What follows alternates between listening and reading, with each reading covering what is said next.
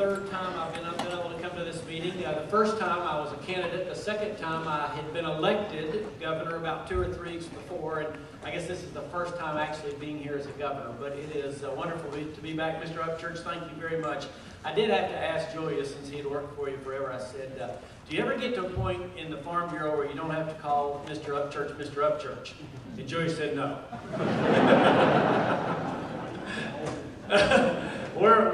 I am very glad. Well, let me a couple other notes. I was talking with Senator Dolores Gresham outside, and Senator Gresham was talking about her admiration, and I agree with her, of the way that you do things here. That truly is, people in politics talk about grassroots all the time, and with no pun intended for the agriculture piece.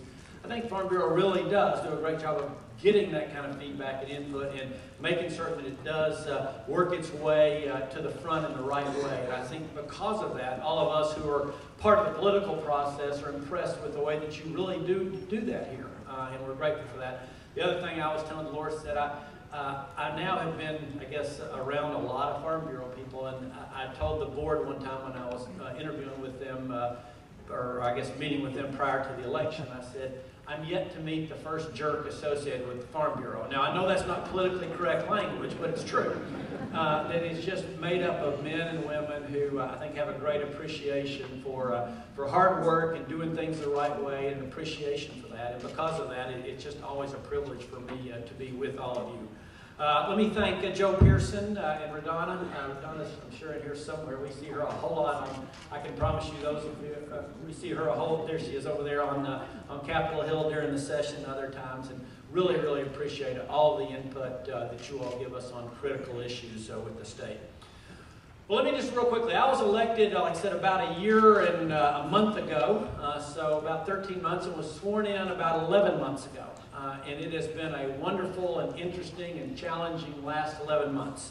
I wanted to share a few, people ask me all the time, well, what have you learned? And I wanted to share a few things that I've learned in those 11 months. Some of those I sort of knew before, but all of which are even more apparent to me now. The very first thing is this, and I think you all understand this.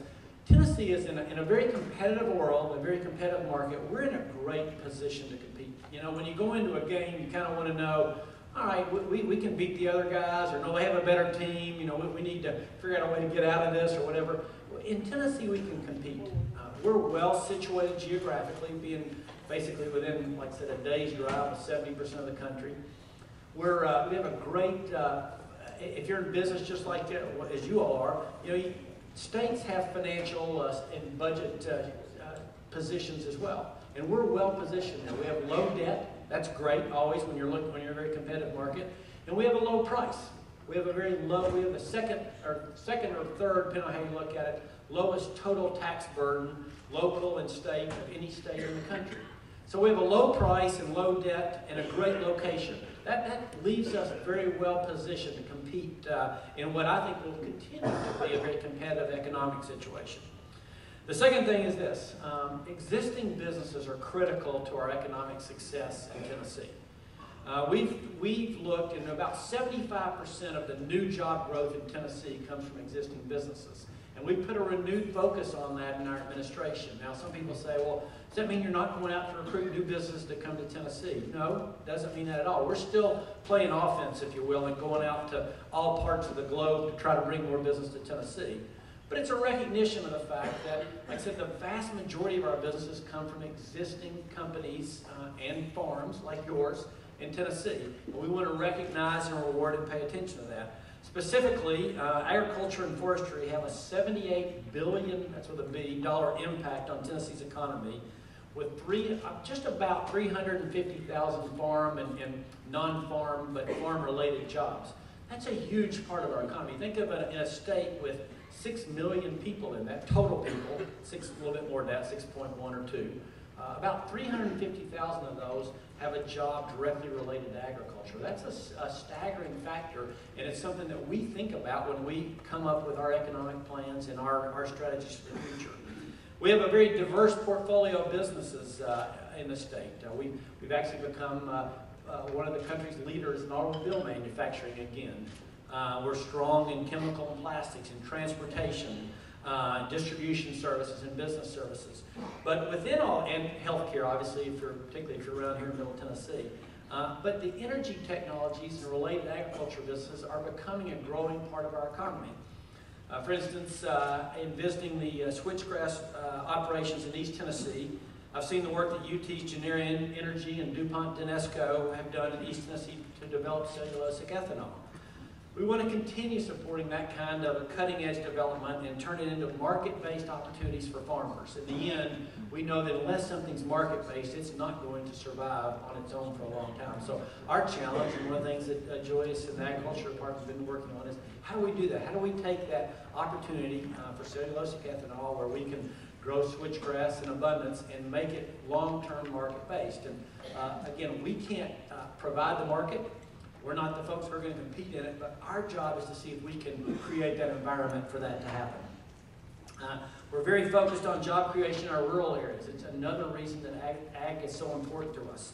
Our Ag Department has formed the Agriculture and Forestry Economic Development Task Force to supplement our Economic Development Department's rural economic development efforts. Example of projects that we want to continue to cultivate include expanded grain facilities, the Cates Landing Port, the Cobb Vantras poultry operations in Macon and Morgan counties, and some other projects that we think will provide a market for farm and forest commodities. At the bottom of all this is this. One of the things that I love about your business is this.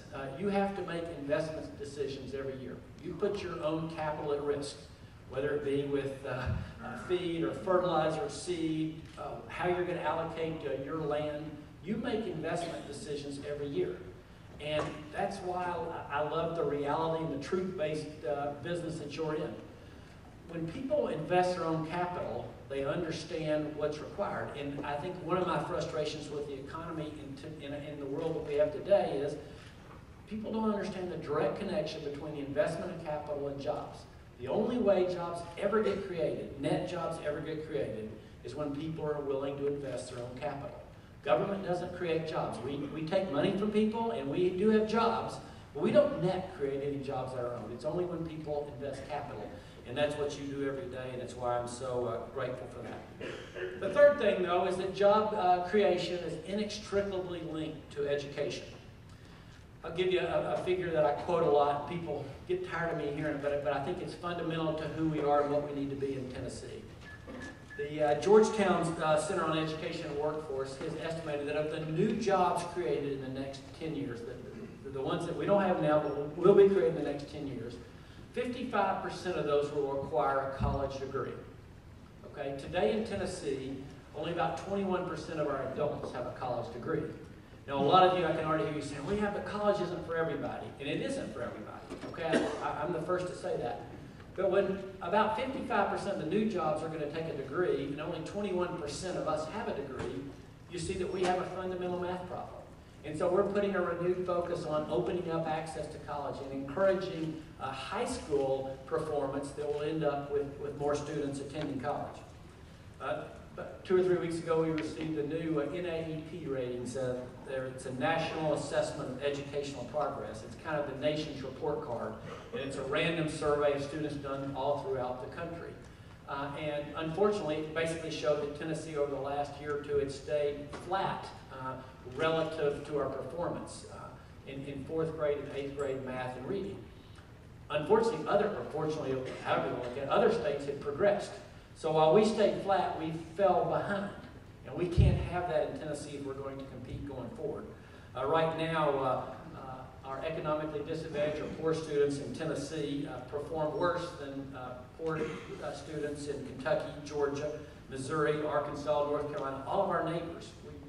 Say if you look at kids that are on free and reduced lunch, one way to measure kids that come from an economically disadvantaged background, we perform worse than our neighboring states. Well, we can't have that if we're going to compete going forward. That's why we've undertaken so many what some people think are fairly dramatic reforms. But we're starting to see the first stages of progress in there, and we're committed to making certain that Tennessee becomes a leader in education. Roughly 90%, I think I have my number right, of Tennessee's farm families also depend on off-farm income to supplement their earnings. And in today's global economy, making certain that you have the prepared workforce for whether it be your farm interests or your non-farm interests, we feel like that's our job, is to prepare that workforce.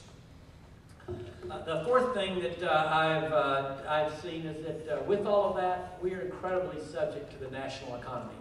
The national economy has taken a little blip upwards lately. You might have seen that unemployment dropped some, that our sales tax revenue has been up a little bit. But all that being said, we're still part of the national economy, and there's a direct link to how well the country does to how well we do.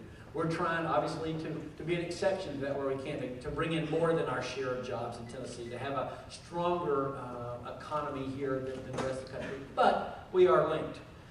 Balancing the budget will continue to be hard work for the state. This year, we're expecting to collect about $300 million in new revenue over what we did last year. You might think, man, that sounds great. You got $300 million new dollars to work with. Unfortunately, our built-in cost escalators are total about $500 million. That's in escalations in education costs and health care costs and tin care and pension fund costs and some other things. It's about like if I said on your farm, you're going to have $100,000 of new revenue next year. You go, well, that's great. But then you figure, well, my health insurance is going up this much, and the cost of fertilizer is going up this much, and our gas and diesel fuel is going up this much, and it ate up more than the whole 100,000. It ate up 150. That's kind of where we are in the state. So we're having new revenue. The built-in escalators are going to be more than that new revenue, so we're having to make some hard look and adjustments to the budget going forward. This year, though, we were pleased to be able to fully fund the Agriculture Enhancement Program with $21 million. And one of the things that Commissioner Johnson and I are really focused on is putting more dollars on the ground in that program. I've been real impressed with how Julius is directing more of those dollars to support on-the-farm investment, where we really want to see that happening. We've approved, I think my number's right, more than 5,000 farm projects last year for more than $20 million in funding. And one of our strong desires is to keep that going. We see that as fundamental to what we want to do in Tennessee, and to keep the Agricultural Enhancement Program going is very, very important to this audience, but to us as well. Going forward, we'd love to hear your ideas on how we improve that program. We do want, Mr. Upchurch talked about this, we want to be good listeners in our administration, and I know Joyce has committed to that. All of our commissioners are understanding, well, with the programs we have, with limited budgets, what can we do to serve you better? And we welcome and value your input on that as well. The last thing I'll say this, in terms of what I've learned. When I was here last time, I was literally in the process of putting together a team of commissioners. And I had even said during the campaign, and was saying during that time, that the most important thing you do as a governor is hire your team of people. I was true. I just didn't know. What I said was true. I didn't know how true it was. It's interesting now that I'm governor. I'm actually used to, I was in business before. I'm used to running things. It's what I like to do. I like to be involved in day-to-day operations. Some people run for politics because they want to, talk about, these philosophical issues, and obviously policy matters. But in the end, my job, I feel like, is to provide the very best service I can for every tax dollar you pay. That's what you hired me to do. And so how every department runs is really important. But one of the surprise, it wasn't a total surprise, but one of the lessons for me is how little time you actually have to do that as governor. We have 22 commissioners. If you think about everything the state does, we do everything from deal with agriculture issues to we build highways, we run prisons, we educate 4-year-olds, we educate PhD students.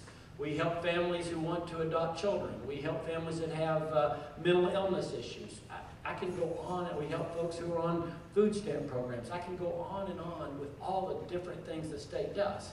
The net result of that is, as governor, there's no way you can be involved in everything you'd like to be.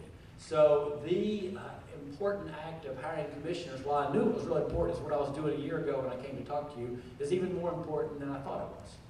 And it's why I'm so grateful to have the team of 22 men and women who are helping us do this in the state of Tennessee. Being governor is a really incredibly challenging and interesting and gratifying experience. I love doing it. Those of you who helped me have this job, I'm very, very grateful. And tell people all the time, I wouldn't trade jobs with anybody, and I mean that. I wouldn't trade jobs with anybody in the country.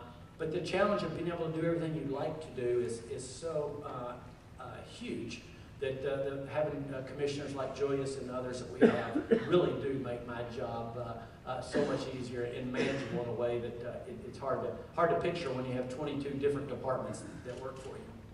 So I want to close by doing 2 or 3 things. First, I want to thank you for your commitment to your local communities. As I've traveled around for 2 years as a candidate and then for almost a year as governor, I've had a chance to get to know a lot of you, and I've seen how involved you are in your communities. You're not, while you have a very difficult business, you're not just worried about your own issues and your problems. Almost to a person, you're integrally involved in your communities, and that makes a difference for us. The second thing is you've engaged through your businesses in a multitude of, whether it be philanthropic or community organizations that really are changing Tennessee. As governor, people expect us to be able to solve all their problems. And the truth is we can help on some, but there's no way we can solve all of them. The local efforts by folks like you and different agencies make an incredible difference in making our state be the kind of place, and I'm very grateful for your work on that. One last note, I've had several folks express some concern about some proposed new child labor laws as it relates to agriculture that are being discussed in Washington.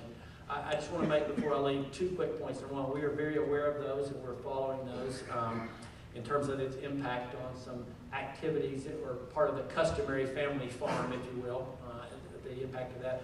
Commissioner Johnson has written a letter to the U.S. Department of Labor saying that we need some additional discussion, and with family farms, their impact on that would be helpful to farms in Tennessee as well as across the country. So I want to let you know we are on top of that issue and understand its impact on you and your farms. So with that, again, I want to thank you for asking me to be here, but more importantly, I want to thank you for the role you play in making Tennessee a great state. We're all grateful for everything you do. Thanks so much.